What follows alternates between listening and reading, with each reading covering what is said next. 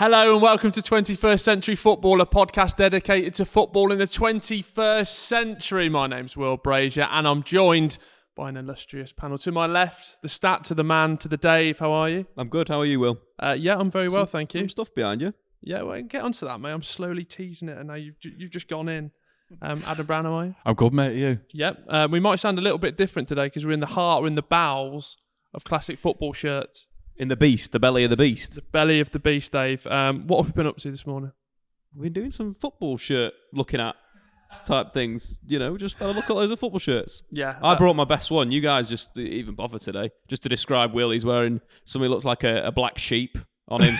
And Adam's just wearing a black T-shirt. Look, I'm wearing the classic 1993 Germany away kit. Since you were here last, Dave's gone under some sort of like fashion revolution. He's been on ASOS, spent a few quid, and he thinks he can start dishing out advice. Right, okay, all right. We need to knock him down a couple of pegs then. Yeah, exactly. There was a few suggestions that might not have been his shirt as well. He came here topless today, and then I'm not going to say that's correct, but it may have been he's correct. Not denying it. No, but we've had a little good look round today, haven't we, as well this morning? It's been unbelievable, like just to kind of see the scale of just the sheer amount of shirts. And I was saying it's quite good that it's the only place that I've seen a Ben Thatcher Wimbledon shirt alongside a Gabriel Batistuta Fiorentina shirt. Well, so I mean that's my day made. Just straight away I'm happy. Dave, what was you were in a collection that's actually not going to be sold, but you were trying to barter for a Dresden I was shirt. trying to offer everything, Bitcoin, Ethereum, all the crypts I've got. Yeah. They won't take it. So let's just nip that in the bud. We're not calling crypto coin Crips, okay? We're not christening that. Did I say that? You just said that. But there was a beautiful Dynamo Dresden number from the 80s that I thought, look, if there's one shirt that I could buy, that would be the one, but unfortunately locked off. Yeah. In the vault. And I'm still a little bit emotional about it now. Well, the thing is, Will, you had a bit of a moment. Yeah, you found the Birmingham City shirts. Well, we got here, we got given an amazing tour. It was great. And then just found this Birmingham City collection. Do you want me to do a little bit of a reenactment of how it went? Yeah. Will was looking through the different shirts and he was going, relegated, promoted, 2017 David Cottrell, relegated, Muzzy is it? Robbie Savage, relegated. And that's not even dramatic, is it? No, honestly, it looked like you were at some sort of vigil at one point. Genuinely, you had the shirt in your hands, slight kind of glazing of the eyes, tearing up ever so slightly, but what an experience. I mean, just to see a long sleeve Mauro Zarate away 2007, I mean, we've got to film 4 podcasts now. How can I do that? Dave, any other highlights that stood out for you around? There's some good Soviet Union shirts as well that I enjoyed. Dynamo Bucharest, Dynamo Kiev. When they're really sort of really good side. So it's loads of really good shirts. So yeah, we do sound a little bit different today. That's because we're recording our finales at Classic Football Shirt. So massive thanks to them. But we're going to get into it now. Pirlo. Ooh. Dave, I feel like this one is a bit for you. It resonates with me. Yeah, that glorious hair. The way that he passed the football, like the lot, he's one of those players that came to Old Trafford and you respected. You had to deal with him because he was such a talent, such an enigma in midfield. And I think that's, something to look at for future children and future people and generations, as Pirlo was one of the best playmakers that we've ever seen. Wow. I'm getting a bit emotional myself. Stuff like them Birmingham City shirts. He's one of them players that I think everyone respects as well. There's not many... no one. There's a couple of players that we've maybe touched upon in this series that there's been times where even some of us guys have agreed or disagreed with, or someone's overrated. So I don't think anyone. Sergio Aguero definitely. Overrated. Oh, okay, all right, Kaka, all right.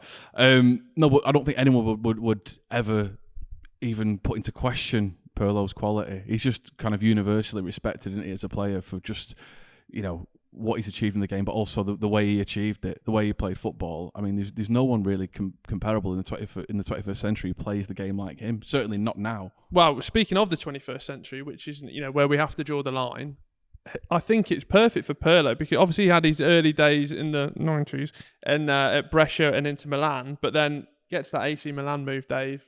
And I think that's where we all have the fondest memories of him. Yeah, I think that's where he made his name. That's where he won Champions Leagues. That's where he won Serie A's. That's where he became that kind of midfield general, that regista, the guy that's going to control the play. And I think from a stylistic perspective, playing as a number 10 and then moving back into defensive midfield, kind of how the game moved in a sense. Then the 90s was full of the likes of Baggio and these great Italian playmakers. Totti was just coming through. Gazzetta Italia. Gazzetta Italia was out. Can't talk about that, though. Everything was on Channel 4. Ooh. But the idea of that moving on to it being a great Regista that was supported with a Gattuso over Ambrosini, with a Seedorf, with Kaká in midfield, Rui Costa. It's just sheer quality. And the guy that was orchestrating all of that, the back of the orchestra, the conductor, was Pirlo, and his ability to move the ball, move the play, and just completely control a game of football was pretty incredible. And teams had to adapt. You think of that sheer dominance of that AC Milan side, back-to-back Champions League finals, the win, of course, the second time they played Liverpool. Yeah. But that level of control, managers had to adopt it. I remember Ferguson playing Park Ji-sung just to man-mark Pirlo. I think when you're basically given a man-mark, I think that's when you look back and think, there you go, that's a player. What were some of your first memories of him, Matt? Just the way he controlled the game. Just it's weird, isn't it? Because sometimes if you look at, say, the Premier League, those sort of dominant midfielders, it's always about physicality and that kind of grit, determination. And not saying Pirlo didn't have that, but he had this kind of just this calmness and this coolness under pressure. You never really see him exert himself almost, the way he played. So yeah, for me, it was like kind of going, this guy's dominating the game, but he's very suave whilst he does it. Yeah. Do you know what I mean? There's something about him. He's got that air of kind of just complete coolness. Obviously for me, I sort of maybe look at the more weirder and wonderful side, but he has actually got his own wine as well, hasn't he? Of course he has. What are you laughing at? Of course he has. Don't bring him. We've got other ventures here, Dave. Yeah, obviously. You do stats and Bitcoin. Pirlo does wine and football. Yeah, you got to be a shareholder in his wine game, haven't you, Will? That's what you got to do next. I think it's a lovely red drink. Easy for me to sound like I've had a few. Couple of red drinkers. Even if that wasn't true, I'd believe you. If you said to me Pirlo's got a wine, I'd go, yeah. I'm not going to Google that and check it. Yeah, like Pirlo wine. What else would you do? Because he just 21st century footballers. He suits those big glasses, doesn't he? You know ones with the big glasses that you got to hold with. You got to hold with one hand. Yeah, you can swirl it around. Yeah. In a vineyard. Yeah, that's good. Not enough elegance. Put that one in the bin. Yeah, there's just certain, sort of the English players. They won't get away with that, doing that. Steven Gerrard had that bottled water for a little bit. He was back in. Gerrard water. Pirlo wine. Yeah, you just couldn't imagine David Batty doing the whole swirling the wine around the glass, could you? David Batty's an episode in itself. Have you tried the wine that he's producing? No, I haven't, but one day. Have you crunched the grapes that he's No, crunching? I haven't, no. Not been involved in the process. But I do think that is the sort of antithesis of him, isn't it? Oh, absolutely. I mean, I think, like you said, his ability to control the game whilst not going unnoticed, but do you know what I mean? He has that kind of element to him where you just think he's nothing overly spectacular, but he just completely controls the game, sets the tempo, the pace.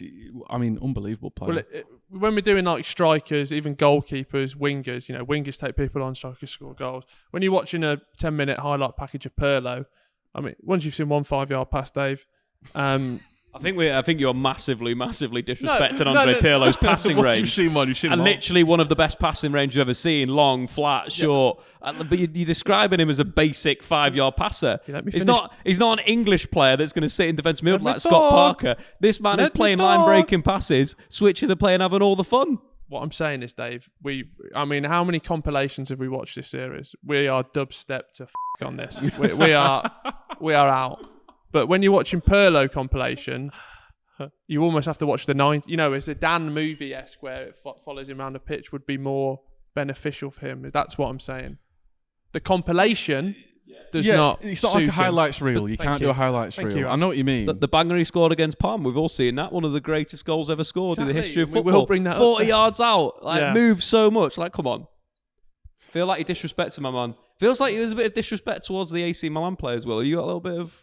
I mean, as a Birmingham City fan, I'm getting nowhere near and talking about AC Milan disrespect. No, but I know what you mean. There's been players that we've focused on different episodes that it's quite easy to have those moments that you jump to straight away, and to maybe just a passing casual fan. There's a lot more that catches the eye when you've got a Ronaldinho doing step-overs or whatever. But with Pirlo, it's a little bit more of he's more of a thinker's player, isn't he, in a way? He's more of a Statman Dave player. He's a thinking man. A thinking man's player. Statman. But we've mentioned he changed his game up, especially later on in his career as well. How did he do that, and how did it impact on those teams? Well, I think with the position, it's experience, isn't it? And it's decision-making. That's why he's a thinking man's player.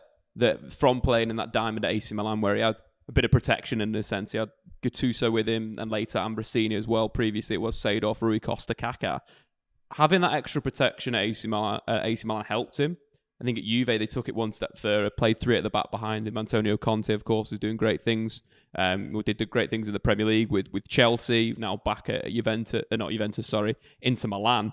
But he very much built a system that allowed Pirlo to be Pirlo. 3 defenders behind, Bonucci, Barzagli, Chiellini. He'd basically control the tempo. They'd have players ahead of him that could be aggressive. Marchisio was a wonderful footballer, but was very dogged. You know, you had the likes of Vidal in there. And I think like allowing Pirlo to be Pirlo and to play him in a role where he can do what he wants to do. You know, there's fullbacks that he can ping the ball to. There's players that he can play in the feet to. Yeah. That is how you get the best out of Pirlo. And it was an interesting one because I think he was a bit upset that he left AC Milan at that time. Really? Yeah, I think he thought that it was going to be. Look, I saw it in his eyes. Yeah, that lovely hair. You could actually taste it in the wine he was producing at that time. The grapes were a little bit sour. Yeah, a little bit sour, a little bit angry grapes. Yeah. But I think from that point, obviously, he had a renaissance again. Yeah. At Juventus, and I think when you look at the caliber of player that have these renaissances, like a Paul Scholes in a sense that move positions through their career, we've got to Manchester United. We've got to look at them as being great in a sense. And I think there's moments, Pirlo's won everything. Yeah. Serie A, Champions League, the World Cup. Well, I'll be expecting a big fat 10 when we get to the ratings. I tell you what, it's going to be a great night out. Well, that's the thing as well, isn't it? You look at even at international level, Pirlo in his prime coincided with that upturn for Italy really as well. So, they managed to get the most out of him internationally as well, which sometimes we've seen, again, previous episodes, people might not have kind of flourished internationally compared to the club kind of careers, but it's not much you can really fault him on, really. I'm trying to think of negatives, which I know it's bad, but usually something that springs to mind. We've got to be fair. What sort of iconic moments spring to mind? I think, as much as we can talk about that AC Milan team and how good they were, I think that was more moments in terms of you'd expect Kaká to be there, Inzaghi to be there, more of their forwards, maybe more of their fullbacks. That Pirlo was obviously that kind of like really key cog. Yeah. We never really remember him there. I probably think of Rui Costa more than Pirlo in that side. But I think for Italy, I think that's the one. And in terms of iconic moments, World Cup semi-final, 119th minute. It's been a dogged game. Look, don't get me wrong, it wasn't a great spectacle. Some football's going through a bit of a dodgy patch. How old was Statman Dave at this time? 16 years old. Oh, that's a prime Statman. I think I was on holiday in France or somewhere like that. You would be, yeah. Yeah, watching the game. Obviously, South of France, was it? Yeah, probably, yeah. No, I think we were actually going from Marseille, England to Spain, but we stopped in France because we drove. Of course. Milan or something like that, Yeah, say no more, brother. Down the coast. But no, just from that performance in that 119th minute, the way that he collects the ball edge of the box, slides in Fabio Grosso, who scores a huge goal to get in Italy to the final. That moment, I think it encapsulates Pirlo as a player, the touch, the vision, the calmness, though. Yeah. So many players would bottle it in that moment, but that was a big clutch moment in a sense for Pirlo. And I think that's something where you look back and you think, that game wasn't great, but a moment of brilliance has won them that tie, and they obviously go on to win the final in a penalty shootout. Another terrible. Like, if you're ever going to go back and watch World Cups, don't do 2006. Oh, okay. Sorry. We'll be concentrating on the Euros, but that's not for now. What about yourself? I'm going to go for a penalty versus Joe Hart, if you remember that. 2012 was it? I think it was. Yeah. 2012, and I mean, let's be honest as well. In that game, England, they'd been battered as it was, so we were lucky to get to a penalty shootout. Pirlo played like he was playing against. When football teams at the end of the season put on, fans can come down, and they have a few ex-players. It was like Pirlo was playing against a couple of fans. Yeah, he was literally just pulling the string. Euros, cool, calm, collected. Yeah, I remember that game actually thinking, if we get through it, it's a travesty, really. I'd have celebrated, but part of me would have been a bit like disrespectful. Yeah, a little bit, yeah.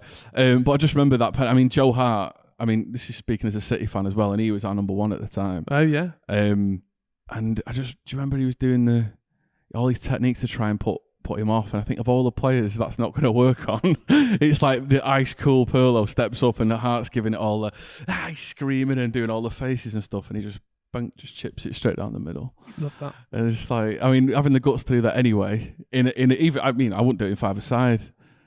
Never mind. Bold it. It's very bold. If there's a small nets, it's unbelievably bold. But to do it in an international tournament and for it to come off, that's Pirlo. You've got to give it to the guy to try that. It takes a certain type of player with a certain type of temperament to try it. You either get the completely fiery kind of temperament who think they can do it any drop of a hat, or someone who can actually do it and pull it off and still look really cool doing it. And then you have Sergio Aguero. I knew that was coming, Dave. I knew that was coming. We're here to praise footballers, Dave. We are. We're just praising the guy that can actually take a Panenka in Pirlo. It's a celebration of football, David. Okay? Right, that is it for us on YouTube. But if you want to hear the full podcast, click the link in the description down below where you will hear the rankings for Pirlo. Is he good? Is he great? Statman Dave absolutely loves him.